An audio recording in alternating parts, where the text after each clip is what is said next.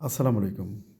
আজকে হঠাৎ করেই মনটা খুব টানছিল স্কুলের সামনে যাওয়ার জন্য। ভাগ্যটা ভালো ছিল, তা না হলে বলা নেই, কওয়া নেই, গিয়ে দেখি আমাদের স্কুলে বার্ষিক ক্রীড়া প্রতিযোগিতা হচ্ছে। মনটা খুব ভালো হয়ে গেল। কিছুক্ষণের জন্য হারিয়ে গেলাম স্কুল জীবনে।